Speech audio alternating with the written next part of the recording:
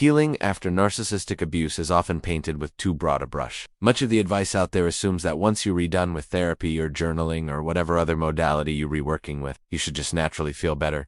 But what if that's not the case? What if you're still seething with rage over what they did to you? Are you broken? Not at all. That anger is completely valid and understandable. But where we need to have a hard look is at the idea of retaliation. You may be asking yourself, why should I heal when I could make them pay? Well, that's exactly what we're going to talk about today. Welcome back to this channel on narcissism. So let's get straight to it. Let me ask you a question that might be circling in your mind. Aren't you sick and tired of being sick and tired of everything you've endured? Now, I know this question might seem like a rhetorical one. It's probably not a question you want to answer out loud or even admit to yourself. Because isn't it always easier to focus on the wrongs done to you rather than confront the reality that getting even may be the only thing keeping you from moving on? Well, that's precisely why it's so crucial that we unpack this together. It is common for survivors of narcissistic abuse to find themselves stuck between the pain of the past and the anxiety of the future. But here's something you need to hear. Healing doesn't mean letting them get away with it. It doesn't mean condoning their behavior or forgetting what you've been through. It also doesn't mean being stoic, numb, or accepting. Healing is not synonymous with forgiveness, but it is synonymous with personal power. And that power starts with shifting your perspective. When you choose retaliation, you inadvertently become the second narcissist in the relationship. You stoop to their level by making your world revolve around them. So what are you really gaining? Just more pain and suffering? You sacrifice your well-being on the altar of revenge? And let's face it, most forms of retaliation won't bring back the past. We can't rewrite history, so why keep punishing ourselves by staying tethered to it? I am here to tell you that the most profound victory is not measured by their reaction or the absence of justice in the courts. It is measured by your transformation from a person who feels victimized to someone who finds personal power and peace. The irony is that while you seek to punish them, you're actually giving them more of what they crave the most, your energy. By obsessing over retaliation, you ensure that they remain in your thoughts, effectively giving them another lease on your mind space. This perpetuates the trauma bond, keeping you stuck in a cycle of pain and perpetuating their sense of power over you. Think about it. Do you really want to spend your precious time and energy thinking about them, especially since they're incapable of empathy? No, because that will never give you the satisfaction you seek. So the question is, how do you break free from this cycle? How do you reframe your perspective and rewrite your story without the bitter taste of revenge? Here's some points to consider. 1. Deconstruct the narrative. Don't let them win by dictating your reality. Reclaim your story. Your truth is your power.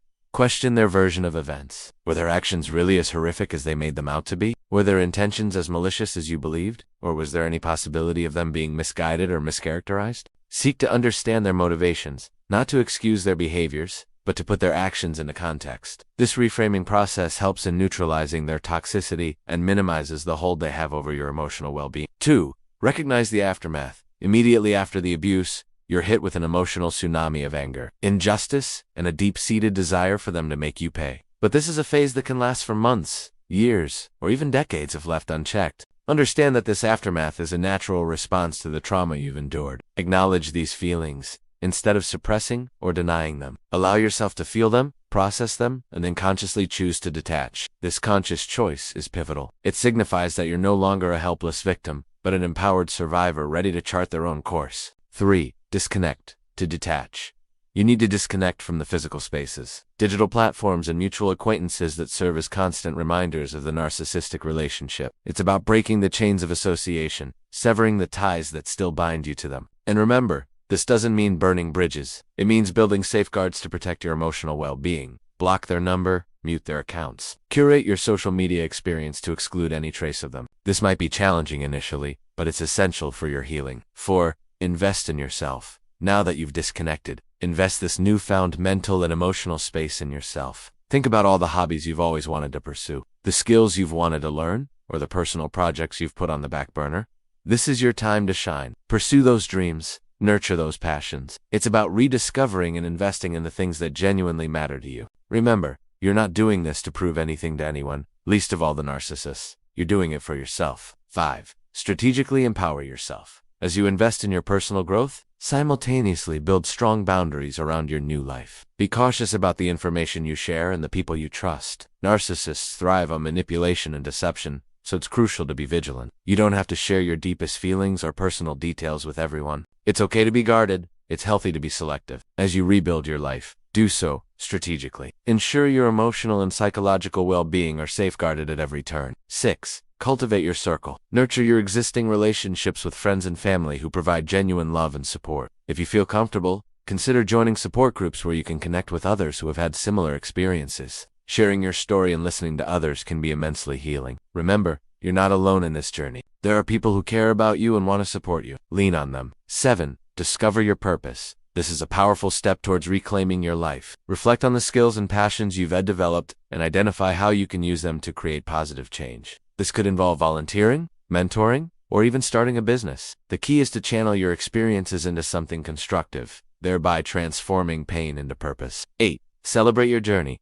Acknowledge and celebrate your progress along the way. Each small victory, each day that passes without them, each boundary you enforce, each new experience you embrace, is a testament to your strength and resilience. Reward your progress. Be proud of how far you've come. 9. Inspire others. Your story has the power to inspire and help others who are still struggling. Consider sharing your experiences through writing, art, or even public speaking. By doing so, you'll not only empower others, but also solidify your own healing. 10. Unapologetic joy. Finally, live a life filled with unapologetic joy. Embrace the things that make you happy, whether it's dancing in the rain, pursuing your dreams, or simply waking up each day with gratitude. They say that revenge is a dish best served cold, but true satisfaction is best served hot. Savor every moment of your new life. Let your happiness be a resounding declaration that you're no longer bound by the chains of the past. Remember, healing isn't a destination, it's a continuous journey. And on that journey, you're not merely surviving, you're thriving. From being a victim to becoming a victor, the transformation is within your grasp. Your story is yours to tell. You're the author of your own life's narrative. So, write a new ending? One where you're not defined by what happened to you, but by the extraordinary strength and resilience you found within yourself.